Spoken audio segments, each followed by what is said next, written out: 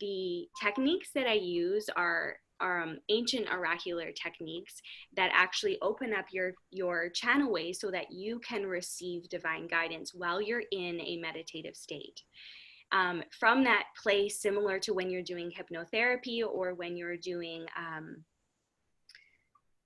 I'm at a loss for words. There's a word on the tongue. I'm going to let it go. But anyways, dreams.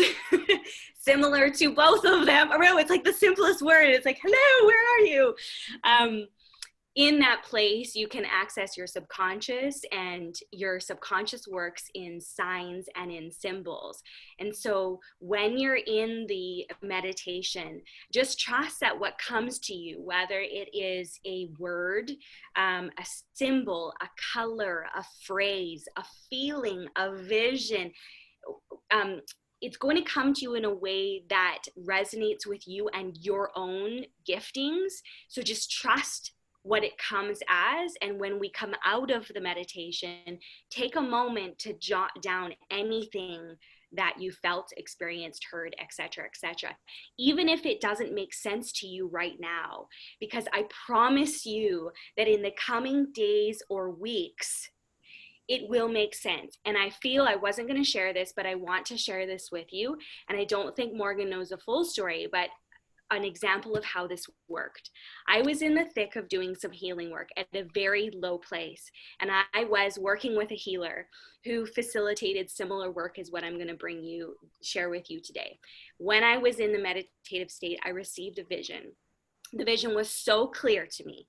I wrote detail by detail, like I'd never had such a clear vision in my life.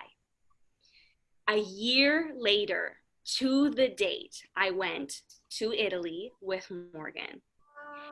And I had written this meditation down, okay?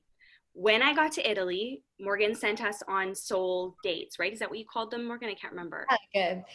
Mini mission. Mini mission, okay. So we go, and she had sent me to go and look at the trees. So we were going, first we went to the Vatican. And as we were walking into the Vatican, one of the girls that was on the retreat had a panic attack. I am someone who has suffered from panic attacks, and I knew I couldn't leave her alone. So I left with her. And she said to me, you can't leave, like you're going to miss, you've gone all the way to Italy and you're going to miss going into the Vatican. And I said to her, I don't need to go into the Vatican. I just knew I didn't need to. Long story short, we are walking out of the Vatican, and audibly I heard, turn around. And I said, you have to hold on a second. And because she was ahead of me, it was a huge crowd. And I spun around, and what I saw was the exact vision in my meditation from a year earlier. And I fell to the ground in the middle of heaps of, and I started hyperventilating, bawling my eyes, and I'm with someone I don't know all that well. And I'm like, like, you don't understand. Like, I had this vision, and in the vision, Jesus had come to me and told me that I needed to leave the church. It was like the final confirmation, and said, you just need to trust me. I know you don't understand it, but you need to, for your journey, and you will minister on the outsides of the church walls.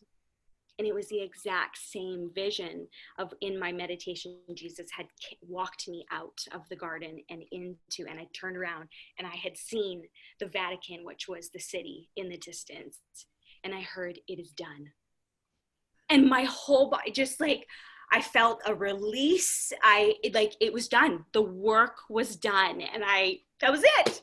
So I just share that with you to say, just whatever comes, trust it, because it took a year for me to fully understand what that meditation was. And it was so powerful for me. So.